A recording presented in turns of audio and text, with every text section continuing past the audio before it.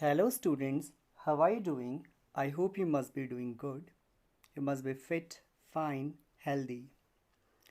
So today we are going to cover up next topic of writing section, which is story writing.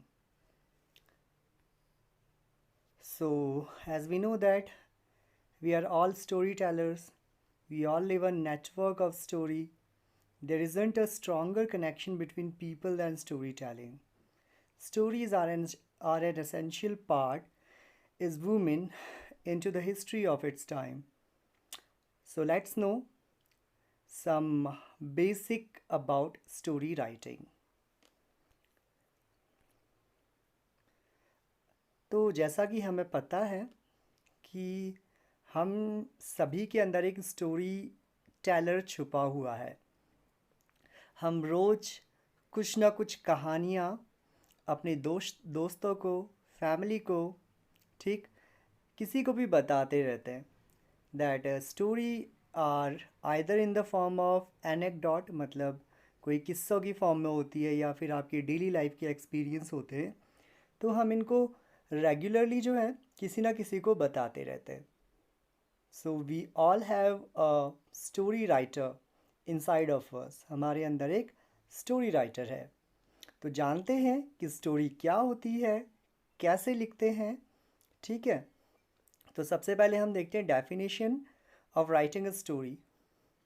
So, story is basically a narrating of real or imaginary events involving real or imaginary people. Story जो है basically क्या होता है, किसी real या imaginary events को narrate करने का तरीका। इंसिडेंट कुछ भी हो सकते हैं, वो या तो रियल होंगे या इमेजिनरी होंगे। आप स्टोरी में जो करेक्टर हैं या तो वो रियल लाइफ के होंगे या इमेजिनरी पीपल होंगे। तो स्टोरी जो है बेसिकली किसी इंसिडेंट को नरेट करने का तरीका है। अब स्टोरी जो है या तो रियल होती है या फिक्शनल होती है। बेसिकली जो स्टोरीज हम लिखते हैं, मोस्ट ऑफ दी स्टोरी, लगभग लगभग 95% स्टोरीज जो है वो फिक्शनल होती हैं। फिक्शनल का मतलब है नॉट ट्रू, जो रियल नहीं है।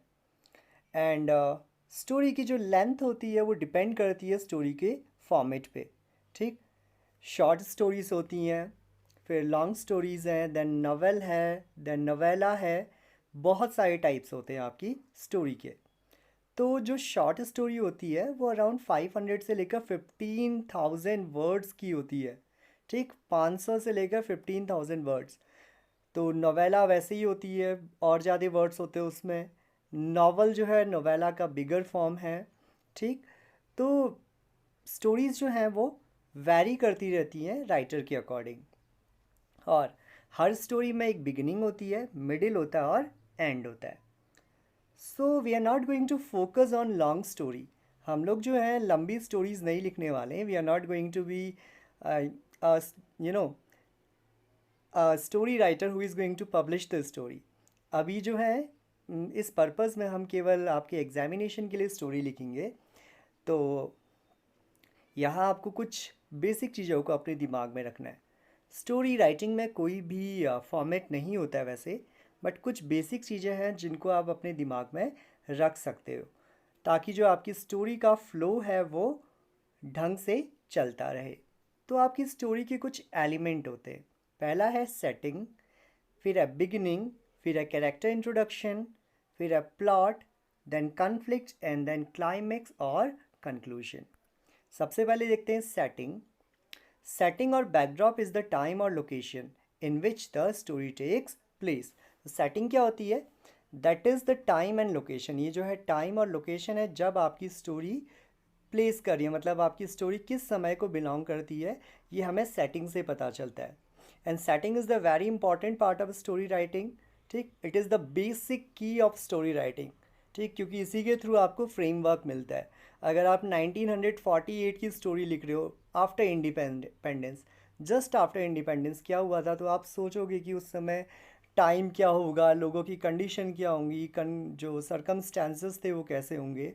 वैसे ही अगर आप 2020 से रिलेटेड स्टोरी लिखोगे तो टाइम है और उस समय क्या उस समय सेटिंग्स चल रही थी, क्या उस समय बैकड्रॉप्स चल रहे थे टाइम के। तो 2020 you know that that was the worst year. ठीक, कोरोना चल रहा था, सब लोग घर पे थे। ठीक, तो you could write a story about it. तो सेटिंग इज़ द इम्पॉर्टेंट की, दैट इज़ द बेसिक की। And it may be of three types. Setting जो है टाइम, प्लेस और इन्वायरमेंट की होती है। ठीक, थ्री टाइप्स की सेटिंग्स होती हैं। देन आता है बिगिनिंग। बिगिनिंग मतलब starting, introduction of the story. So, you must have come across some often used beginning. The stories lies once upon a time, a long time ago. तो beginning जो है, story आप कैसे शुरू कर रहे हो। आपने जो है बहुत सारी स्टोरीज देख पढ़ी होंगी जिस जो शुरू होती है once upon a time word से या फिर a long time ago word से। तो ये जो है आपकी स्टोरी शुरू करने का तरीका जो है वो बिगिनिंग होता है। ठीक है, अब आता है कैरेक्टर इंट्रोडक्शन। तो आपको अपने कैरेक्टर को भी इंट्रोड्यूस कराना है। ठीक, आपकी स्टोरी में जो है ज़्यादा कैरेक्टर्स नहीं होने चाहिए। ठीक, जितने कम कैरेक्टर होंगे उतनी अच्छी स्टोरी बनेगी। You are not writing novel, आप 150 वर्ड्स की स्टोरी लिख रहे हो, तो you should carry out only 2 और 3 कैरेक्टर्स, दैट्स इट। ज़्यादा कैरेक्टर्स का आप यूज़ नहीं करोगे। और जस्ट आफ्टर बिगिनिंग के बाद आप अपने कैरेक्टर्स को इंट्रोड्यूस कराओगे, as well as you will provide their age, physical appearance. ठीक है, क्वालिटीज़ एज वेल। आप अपने कैरेक्टर्स की एज, फिजिकल अपीयरेंस और क्वालिटीज़ को भी बता सकते हैं। और आपकी जो स्टोरी है बेसिकली डिपेंड करती है कि आपने कैसे अपने कैरेक्टर्स को इंट्रोड्यूस कराया है। ठीक, और आप उन्हीं कैरेक्टर के डायलॉग के थ्रू अपनी स्टोरी को फिनिश अप कर सकते हैं। फिर है प्लॉट। प्लॉट क्या होता है? That is the map of the story. Plot मतलब जहाँ आप डिसाइड करते हो कि आपकी स्टोरी में क्या क्या इंसिडेंट होंगे, उनका सीक्वेंस क्या होगा, एंड आपकी स्टोरी किस पैटर्न में जो है उस सीक्वेंस को फॉलो करेगी। ठीक है, एंड इसमें जो है बहुत सारे इंसिडेंसेस होते हैं। जो भी आपने इंसिडेंट आपके प्रोटागोनिस्ट और एंटागोनिस्ट की लाइफ में होंगे। तो प्रोटागोनिस्ट क्या होता है? द मेन कैरेक्टर, हीरो जिसको आप बोलते हो। And antagonist is the character which is in opposition, यानी विलेन। ठीक है, और हीरो जो है अपना गोल, उसका एक एम होता है कुछ। ठीक, और उसको जो है एंटागोनिस्ट को डिफीट करना है। ठीक, तो आपकी स्टोरी में जब प्रोटागोनिस्ट अपने गोल को पाने की कोशिश कर रहा होता है तो बहुत सारे इंसिडेंट होते हैं उसकी लाइफ में। तो आपको जो है प्लॉट यही दिखाता है कि उन इंसिडेंसेस का सीक्वेंस क्या होगा। ठीक, फिर है कन्फ्लिक्ट। कन्फ्लिक्ट मतलब स्ट्रगल। हीरो के साथ कुछ ना कुछ परेशानी होती है ना स्टोरी में। ठीक, हीरो को कुछ ना कुछ प्रॉब्लम फेस करनी पड़ती है। अगर हीरो प्रॉब्लम फेस नहीं करेगा तो आपको स्टोरी पढ़ने में ही मज़ा नहीं आएगा। तो hero should face some problems. तो conflict are the problems of the protagonist, जो हीरो की प्रॉब्लम्स होती हैं। ठीक, देन क्लाइमैक्स। क्लाइमैक्स मतलब लास्ट का सीन, जहाँ आपका हीरो जो है, जहाँ आपका प्रोटागोनिस्ट जो है वो अपने गोल्स को अचीव कर लेता है। ठीक, अपने जो उसका एम होता है, जहाँ वो विलेन को हरा देता है, दैट इज़ द क्लाइमैक्स और conclusion. So this is the key of story writing. Now you need to remember some point. Your story should have an exciting and appropriate title. Title is the first impression. So आपकी story में title होना चाहिए। ठीक, story का title बहुत ही exciting हो। Then आपके जो स्टोरी है वो एक फ्लुएंसी में चले। मतलब ऐसा नहीं हो कि कहीं पे को लैक हो जा रही है, कहीं पे को रीडर्स का इंटरेस्ट ख़त्म हो जा रहा है। ठीक है, you are not supposed to use flowery language and overuse of complicated words. आपको कभी भी फ्लावरी लैंग्वेज का यूज़ नहीं करना है।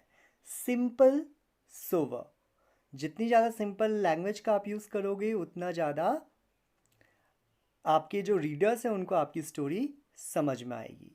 And your story should have a core message. That is the last point, that आपकी जो स्टोरी है उसके अंदर एक कोर मैसेज होना चाहिए। मतलब वो एक मैसेज को डिलीवर करने वाली हो। So these are the important points you need to keep in your mind when you write a story. I hope आपको स्टोरी राइटिंग समझ में आई होगी। Thanks for watching this video.